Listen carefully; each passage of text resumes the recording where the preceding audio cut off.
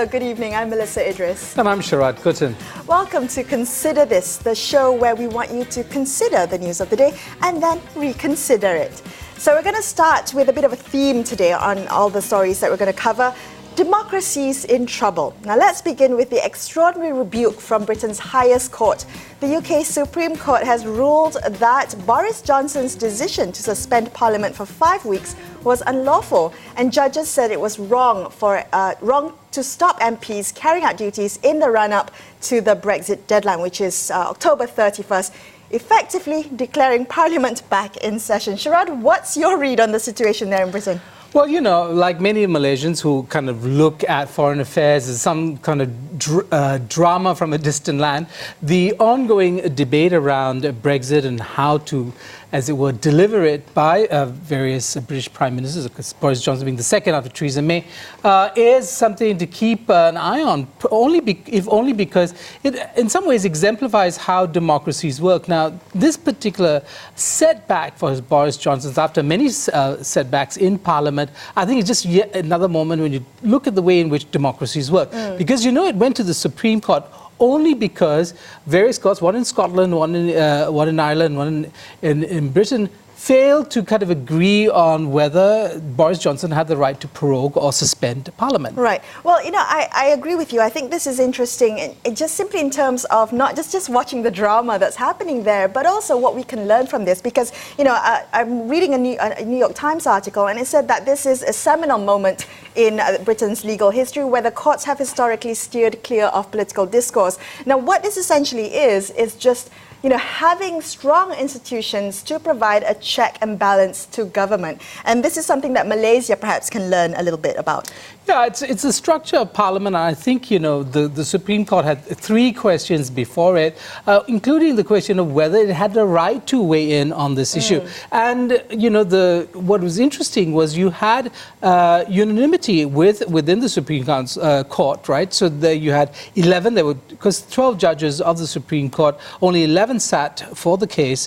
They were called back from their holidays and or wherever. They rushed back because it was of utmost importance to determine exactly what was going to happen with British politics. Of course, it's left up to Parliament now to play this out. Right. But it was important that the courts had a unanimous decision. And I think it's also interesting to see the conversations coming out of this. You know, the media has been quite mixed in its coverage. I think one of the comments that I've seen has been really, what does this reflect about Boris Johnson's government? Because it seems that it's adding to the perception that Boris Johnson's government is willing to run roughshod over Britain's political conventions in its zeal to achieve Brexit.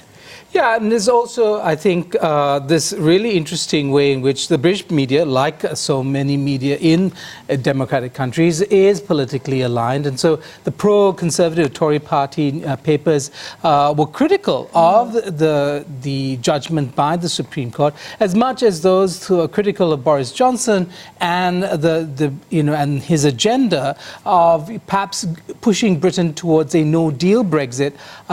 They all displayed their politics and their inclinations on the front page. But, you know, you're expecting the courts actually not to express political views. You expect the courts to express legal opinion that's grounded in an understanding of the system of governance. Right.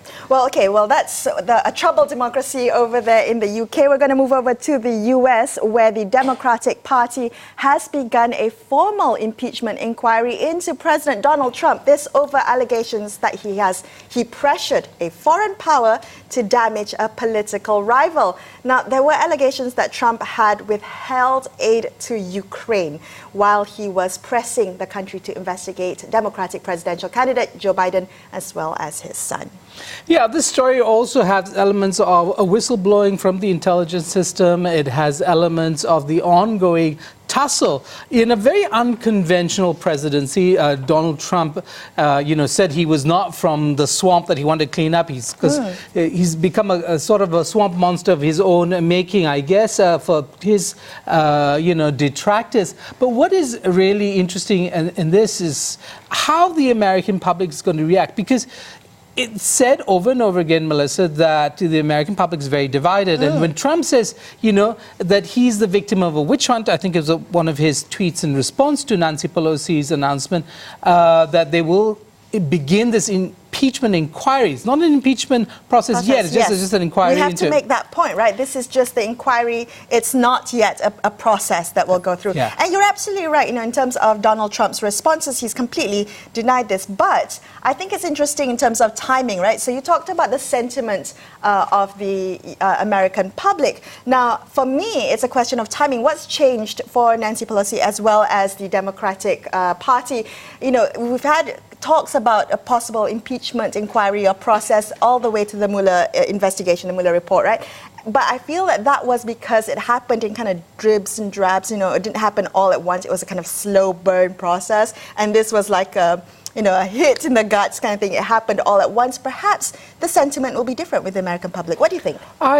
I'm not American. I have no skin in the game. The last time I was in the U.S., my own sense of Americans and their response to institutions like the presidency and all that is very curious. It's very unlike ours. We kind of want our executive to be strong. We expect our government to be coherent and act in concert towards whatever goals they have. But in an American situation, you have many people who say gridlock is fine. Yep. In fact, much of American life carries on without government. And many people are of the opinion that the smaller government is, the less consequential it is, the better for everybody. Definitely. So no doubt an interesting story to watch, one we'll keep our eye on as it develops. Now, another democracy in trouble, closer to home that is Indonesia, where thousands of protesters have taken to the streets to oppose a new law which critics say will undermine the country's anti-graft agency as well as its ability to tackle corruption. Now, they're also opposing a new bill for a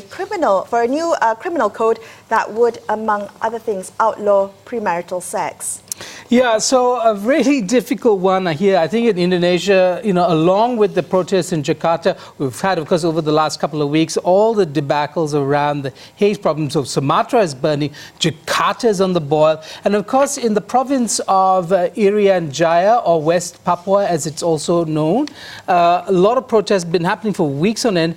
This week has been a terrible one in which over 27 people have been killed, some killed in a fire and others in other kinds of clashes. So there, again, a restive province, not, kind of wanting to be part of the Indonesian sort of family of communities.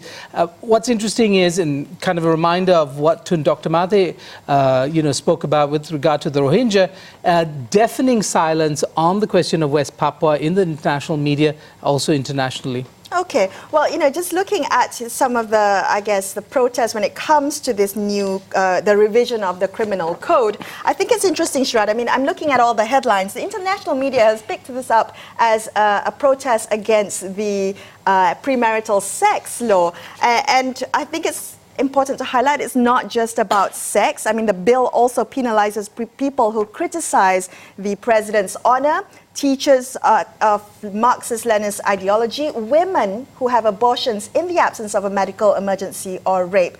Essentially, critics of this law, of this bill, says that what it is it's deepening conservative Islamic influence in Indonesia, and that's what they're concerned. And also, if you about. look at the extension of the blasphemy laws, I mean, again, this criticism about, creeping Islamization over a country that's essentially secular and has a secular constitution. The issue for a lot of students is, and this was part of their banners, they don't want to return to the new order regime of General Suharto, a regime that was toppled 20 years ago with the promise of reforms and making Indonesia truly democratic. So the question is, why would lawmakers want to institute laws that insulate themselves from criticism? Why do lawmakers in Indonesia want to weaken, anti-corruption agency that's been so successful and has been lauded internationally? Why do lawmakers in Indonesia want to peer under the beds of its fellow citizens? I mean, these are troubling questions. They have decided to hold off on these laws, Melissa, but it's troubling that they should want to have tabled it in the first place. And if that happened in Malaysia, would we be out on the streets protesting, protecting our fundamental liberties? I'm guessing these are rhetorical questions. Yes, they are indeed.